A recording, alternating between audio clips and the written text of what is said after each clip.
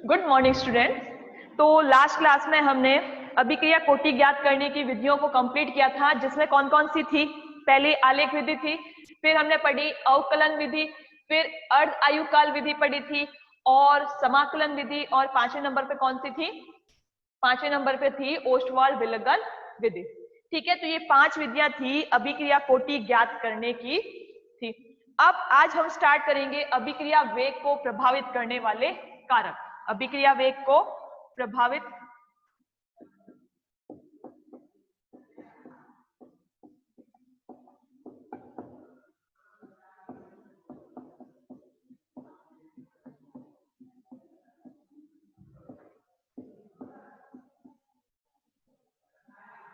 करने वाले कारक। अभिक्रिया वेग को प्रभावित करने वाले कारक। तो इसमें पहला कारक है सांद्रता। अभिक्रिया वेग को प्रभावित करने वाला पहला कारक है सांद्रता। देखिए, अभिक्रिया का जो वेग है वो सांद्रता के क्या होता है? समानुपाती होता है। अभिक्रिया का वेग ROR, अभिक्रिया का वेग ROR जो है वो सांद्रता के समानुपाती होता है। तो ROR समानुपाती सांद्रता की पावर n। इसका मतलब क्या है कि देखिए, जो अभिक्रिया का वेग है, अभिक्रिया का वेग सांद्रता के साथ, अभिक्रिया का ये जो अभिक्रिया का वेग है वो सांद्रता के साथ कोटि के रूप में परिवर्तित होता है। अभिक्रिया का वेग सांद्रता के साथ कोटि के रूप में परिवर्तित होता है। ROR समानुपाती सांद्रता की पावर n। या हम यूं कहते कि अभिक्रिया का वेग जो है वो सांद्रता में वृद्धि के साथ अभिक्रिया का वेग भी बढ़ता है। समानुपाती है तो ये बढ़ेगी तो ये भी बढ़ेगा, है ना। तो या फिर हम इस तरीके से कह दें कि जो अभिक्रिया का वेग ROR है वो सांद्रता में या सांद्रता के साथ अभिक्रिया कोटि के रूप में परिवर्तित होता है। ठीक है, तो अभिक्रिया का वेग, अभिक्रिया का वेग सांद्रता के साथ, सांद्रता के साथ कोटि के रूप में परिवर्तित होता है। कोटि के रूप में परिवर्तित होता है। यहाँ पे n क्या है? n = है कोटि, अभिक्रिया कोटि है। ठीक है, तो या फिर हम यूं कह सकते हैं कि अभिक्रिया का वेग सांद्रता के साथ बढ़ता है, सांद्रता में वृद्धि के साथ अभिक्रिया का वेग बढ़ता है। तो सांद्रता इस तरीके से अभिक्रिया वेग को प्रभावित करती है। फिर अपने दूसरा कारक आता है दाब। दाब कैसे प्रभावित करता है अभिक्रिया वेग को? दाब का प्रभाव जो है वो केवल गैसीय अभिक्रिया पर ही पड़ता है। दाब का प्रभाव केवल गैसीय अभिक्रिया पर पड़ता है। दाब का प्रभाव गैसीय अभिक्रिया पर पड़ता है।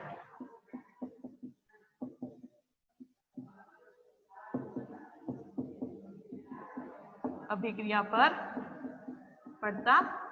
दाब का जो प्रभाव है वो गैसीय अभिक्रिया पर पड़ता है। जैसे हमारे पास एक गैसीय अभिक्रिया है N2 + 3H2, क्या बना रहे हैं? 2NH3। ये क्या है? कौन सी अभिक्रिया ये है? गैसीय अभिक्रिया है। इस अभिक्रिया का नाम क्या है? इस प्रोसेस का नाम क्या है? ये है हेबर प्रोसेस। क्या है? Haber process. यही होता है N2 + 3H2 change into 2NH3। ठीक है, तो अब ये क्या है? एक गैसीय अभिक्रिया है। ठीक है, अब यहाँ पे देखिए, यहाँ पे उत्पाद के क्रिया कारक के कितने मोल भाग ले रहे हैं? एक N2 का, 3 हाइड्रोजन के, 4 मिलकर, 4 मोल मिलकर या क्रिया कारक के 4 अणु मिलकर उत्पाद के कितने अणु बना रहे हैं? 2 बना रहे हैं, है ना। तो हम ये कह सकते हैं कि क्रिया कारक और उत्पाद के अणुओं में क्या हो रहा है? परिवर्तन हो रहा है। क्रिया कारक और यहाँ पे 4 है, यहाँ पे 2 है, तो क्रिया कारक और उत्पाद के अणुओं में परिवर्तन हो रहा है। कितना परिवर्तन हो रहा है? यहाँ पे 4 अणु मिलकर कितने बना रहे हैं? उत्पाद के केवल 2 अणु बना रहे हैं। क्रिया कारक के 4 अणु मिलकर उत्पाद के केवल 2 अणु बना रहे हैं। ठीक है, तो ऐसी स्थिति में क्या होगा कि जब दाब में वृद्धि के ऐसी स्थिति में दाब में वृद्धि के साथ अभिक्रिया का वेग जो है वो बढ़ेगा। ऐसी स्थिति में क्या होगा, क्रियाकारक के अणुओं की संख्या क्या है, उत्पाद के अणुओं से ज्यादा है ना। यहाँ पे 4 है, यहाँ पे 2 है, तो क्रियाकारक के अणुओं की संख्या उत्पाद के अणुओं की संख्या से ज्यादा है। तो ऐसी स्थिति में दाब बढ़ाने पर अभिक्रिया का वेग भी बढ़ता है। दाब बढ़ाने पर अभिक्रिया का वेग भी बढ़ता है। गैस का दाब बढ़ाएंगे, गैसीय अभिक्रिया का दाब बढ़ाएंगे तो अभिक्रिया का वेग बढ़ेगा। दूसरी कंडीशन ये आती है, यदि ये जो क्रियाकारक के अणु हैं और उत्पाद के अणु हैं वो बराबर हो, यदि क्रियाकारक के अणुओं की संख्या और उत्पाद के अणुओं की संख्या क्या हो, बराबर हो, तो दाब का अभिक्रिया वेग पर कोई प्रभाव नहीं पड़ता, यानी कि अभिक्रिया का वेग जो है वो दाब से अप्रभावित रहता है। ठीक है, यदि क्रियाकारक के अणुओं की संख्या और उत्पाद के अणुओं की संख्या क्या हो, बराबर हो, तो अभिक्रिया का वेग जो है वो दाब से अप्रभावित रहता है। ठीक है, और अगर तीसरी कंडीशन ये आ जाती है, ये कम हो और ये ज्यादा हो, उत्पाद के ज्यादा हो, ठीक है, तो क्या होगा, अभिक्रिया का वेग जो है दाब में वृद्धि के साथ घटेगा। क्या होगा, घटेगा। जब ये ज्यादा थे, क्रियाकारक के अणु ज्यादा थे किससे, उत्पाद के अणुओं से, तो दाब में वृद्धि के साथ अभिक्रिया का वेग बढ़ा था। अब उत्पाद के अणु ज्यादा है क्रियाकारक के अणुओं से, अब दाब में वृद्धि के साथ अभिक्रिया का वेग क्या होगा, घटेगा। ठीक है, और बराबर है तो दाब से अभिक्रिया का वेग अप्रभावित रहेगा। ठीक है, तो 3 कंडीशन थी, यदि क्रियाकारक के अणुओं की संख्या उत्पाद के अणुओं की संख्या से क्या है, ज्यादा है, तो क्या होगा, दाब में वृद्धि के साथ अभिक्रिया का वेग बढ़ेगा। यदि क्रियाकारक के अणुओं की संख्या उत्पाद के अणुओं की संख्या से कम है तो अभिक्रिया का वेग भी कम होगा दाब के साथ। ठीक है, फिर तीसरा क्या था कि इन दोनों की अणुओं की संख्या बराबर हो तो अभिक्रिया का वेग दाब से क्या रहेगा, अप्रभावित रहेगा या अपरिवर्तित रहेगा। ठीक है, तो ये 3 कंडीशन थी दाब का प्रभाव। फिर अपने तीसरा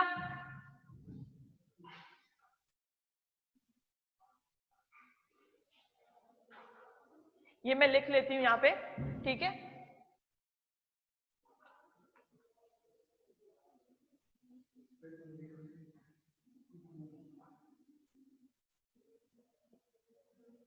कि क्रियाकारक तथा उत्पाद के इस अभिक्रिया में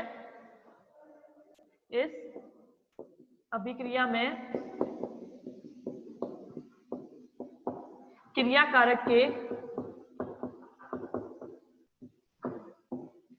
4 अणु मिलकर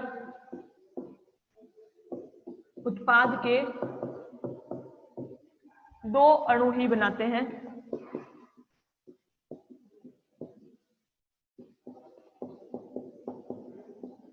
ऐसी स्थिति में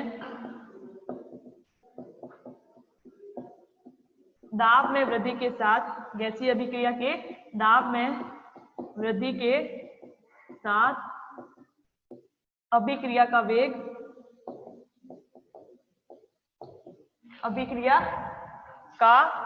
वेग बाकी का मैं ऊपर लिख रही हूं, नीचे दिख नहीं रहा है।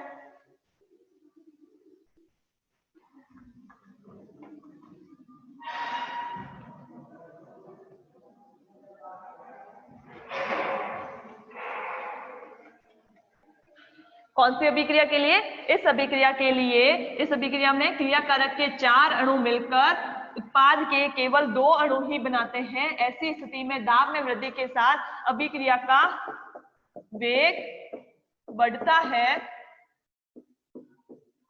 और यदि इस अभिक्रिया की बात नहीं करके, ठीक है, यदि क्रियाकारक तथा उत्पाद के अणुओं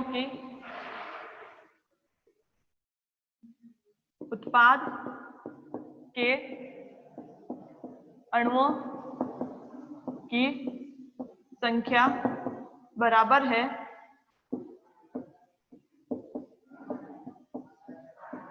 तो यदि क्रियाकारक तथा उत्पाद के अणुओं की संख्या बराबर है तो दाब से क्या रहता है, अभिक्रिया का वेग अप्रभावित रहता है।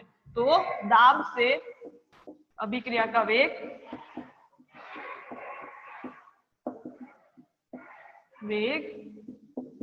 अप्रभावित रहता है।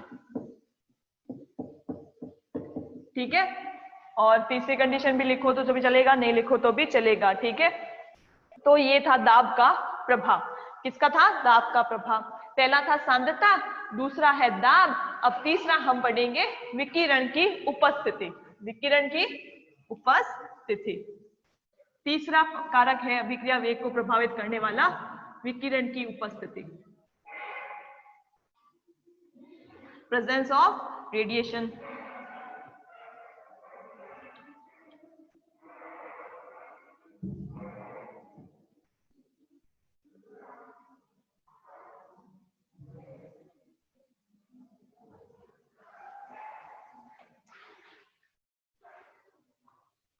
विकिरण तीसरा, विकिरण की उपस्थिति। देखिए, जो प्रकाश रासायनिक अभिक्रियाएं होती है, फोटोकेमिकल रिएक्शन जो होती है, प्रकाश रासायनिक अभिक्रियाएं विकिरण की उपस्थिति में अभिक्रिया दर में वृद्धि और विकिरण की अनुपस्थिति में अभिक्रिया दर में कमी दर्शाती है। प्रकाश रासायनिक अभिक्रियाएं विकिरण की उपस्थिति में क्या करती है?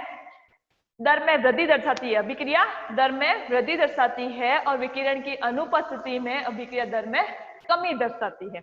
और विकिरण की अनुपस्थिति में अभिक्रिया संपन्न नहीं होती है। अगर प्रकाश रासायनिक अभिक्रिया क्या है? एक श्रृंखला अभिक्रिया, श्रृंखला अभिक्रिया है, तो विकिरण की उपस्थिति में एक बार प्रारंभ हो गई, विकिरण की उपस्थिति में श्रृंखला अभिक्रिया एक बार शुरू हो गई तो फिर वो पूर्णता को ही प्राप्त होती है। ठीक है, तो क्या है? प्रकाश रासायनिक अभिक्रियाएं, प्रकाश रासायनिक अभिक्रियाएं, फोटोकेमिकल रिएक्शंस, प्रकाश रासायनिक अभिक्रियाएं विकिरण की उपस्थिति में, इन प्रेजेंस ऑफ रेडिएशन, विकिरण की उपस्थिति में दर में वृद्धि, दर में वृद्धि तथा अनुपस्थिति में दर में कमी दर्शाती है। दर में, अभिक्रिया दर में कमी दर्शाती है। ठीक है, प्रकाश रासायनिक अभिक्रियाएं जो है, फोटोकेमिकल रिएक्शन जो है, वो विकिरण की उपस्थिति में दर में वृद्धि दर्शाती है और विकिरण की अनुपस्थिति में दर में कमी दर्शाती है। और विकिरण की अनुपस्थिति में अभिक्रिया संपन्न नहीं होती है। विकिरण की अनुपस्थिति में अभिक्रिया संपन्न नहीं होती है। विकिरण की अनुपस्थिति में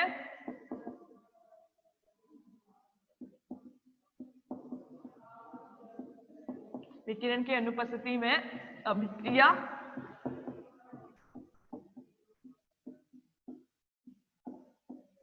संपन्न नहीं होती है।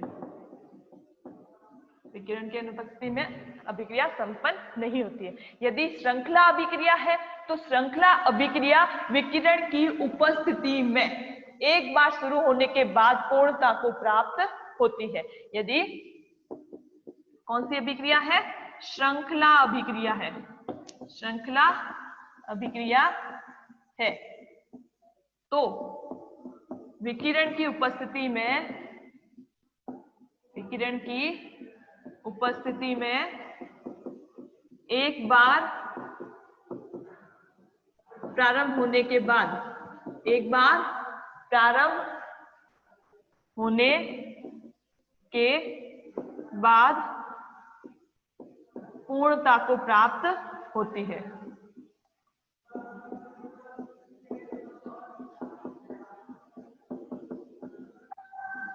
एक बार प्रारंभ होने के बाद पूर्णता को प्राप्त होती है। ठीक है, तो विकिरण की जो उपस्थिति है वो भी अभिक्रिया वेग को प्रभावित करती है। यदि विकिरण उपस्थित है तो प्रकाश रासायनिक अभिक्रिया जो है वो तेज गति से संपन्न होगी, और अगर विकिरण उपस्थित नहीं होती है, विकिरण को हम किससे दर्शाते हैं, एच न्यू से दर्शाते हैं। ठीक है, तो अगर विकिरण उपस्थित नहीं है तो अभिक्रिया जो है वो मंद गति से संपन्न होती है या अभिक्रिया दर में कमी दर्शाती है। ठीक है, फिर अगर कोई अभिक्रिया श्रृंखला अभिक्रिया है तो क्या होगा, विकिरण की उपस्थिति में वो एक बार स्टार्ट होने के बाद वो फिर पूरा कंप्लीशन को ही प्राप्त होती है या पूर्णता को ही प्राप्त करती है। ठीक है, तो ये है विकिरण का प्रभाव है अभिक्रिया वेग पर, तीसरा प्रभाव।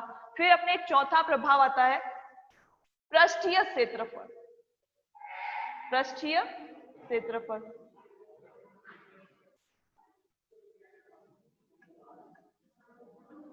Surface area.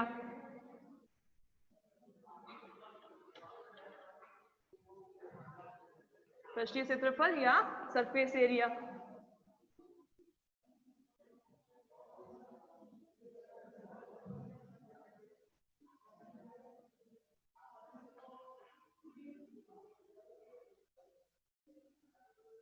चौथा पृष्ठीय क्षेत्रफल। देखिए, जो विषमांगी रासायनिक अभिक्रियाएं होती है उनके लिए पृष्ठीय क्षेत्रफल में वृद्धि के साथ अभिक्रिया का वेग बढ़ता है। विषमांगी रासायनिक अभिक्रियाओं के लिए पृष्ठीय क्षेत्रफल में वृद्धि के साथ अभिक्रिया का वेग बढ़ता है। ठीक है, विषमांगी रासायनिक अभिक्रियाओं के लिए पृष्ठीय क्षेत्रफल में वृद्धि के साथ अभिक्रिया का वेग बढ़ता है। विषमांगी रासायनिक अभिक्रियाओं, विषमांगी रासायनिक अभिक्रियाओं के लिए पृष्ठीय क्षेत्रफल में वृद्धि के साथ अभिक्रिया वेग बढ़ता है।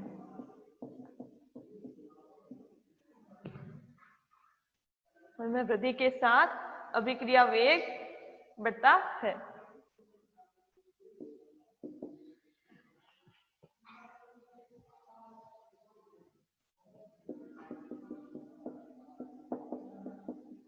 अभिक्रिया का वेग बढ़ता है। विषमांगी रासायनिक अभिक्रियाओं के लिए पृष्ठीय क्षेत्रफल में वृद्धि के साथ अभिक्रिया का वेग क्या होता है, बढ़ता है। तो ये है पृष्ठीय क्षेत्रफल। ठीक है, चौथा कारक। फिर अपने पांचवा कारक आता है तापक्रम। ताप का प्रभाव हम पहले भी पढ़ चुके हैं, है ना। ताप का प्रभाव हम पहले भी पढ़ चुके हैं। जब हमने क्या पढ़ा था, क्या स्टार्ट किया था, अभिक्रिया वेग स्थिरांक। वेग स्थिरांक की प्रकृति जब हम पढ़े थे तब उसमें हमने अभिक्रिया वेग स्थिरांक पर ताप के प्रभाव के बारे में पढ़ा था। तो ताप का क्या प्रभाव था कि लगभग सभी रासायनिक अभिक्रियाओं का ताप बढ़ाने पर K के मान में वृद्धि से अभिक्रिया का वेग बढ़ता है। लगभग सभी रासायनिक अभिक्रियाओं का ताप बढ़ाने पर K के मान में वृद्धि से, K क्या है, अभिक्रिया स्थिरांक है, K क्या है, रेट कांस्टेंट, अभिक्रिया स्थिरांक है, रेट कांस्टेंट है। ठीक है, तो लगभग सभी रासायनिक अभिक्रियाओं का ताप बढ़ाने पर K के मान में वृद्धि से वेग बढ़ता है। सामान्यतः रासायनिक अभिक्रिया का ताप 10 डिग्री सेंटीग्रेड या 10 केल्विन बढ़ाने पर अभिक्रिया का वेग 2 से 3 गुना बढ़ जाता है। सामान्यतः अगर हम किसी अभिक्रिया का ताप 10 डिग्री सेंटीग्रेड या 10 केल्विन बढ़ा दें तो अभिक्रिया का वेग 2 से 3 गुना बढ़ जाता है। ठीक है, तो लगभग सभी रासायनिक अभिक्रियाओं का ताप, लगभग सभी रासायनिक अभिक्रियाओं का ताप, लगभग सभी रासायनिक अभिक्रियाओं का ताप बढ़ाने पर, लगभग सभी रासायनिक अभिक्रियाओं का ताप बढ़ाने पर के मान में वृद्धि से, के मान में वृद्धि से वेग क्या होता है, बढ़ता है। के मान में वृद्धि से वेग बढ़ता है। ठीक है, सामान्यतः अभिक्रिया का ताप, सामान्यतः रासायनिक अभिक्रिया का ताप, सामान्यतः रासायनिक अभिक्रिया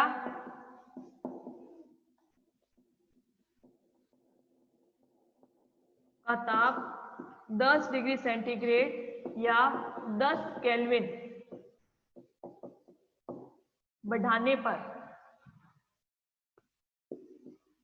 लगभग या सामान्यतः रासायनिक अभिक्रिया का ताप 10 डिग्री सेंटीग्रेड या 10 केल्विन बढ़ाने पर अभिक्रिया का वेग 2 से 3 गुना बढ़ जाता है। अभिक्रिया का वेग जो है वो 2 से 3 गुना तक बढ़ जाता है।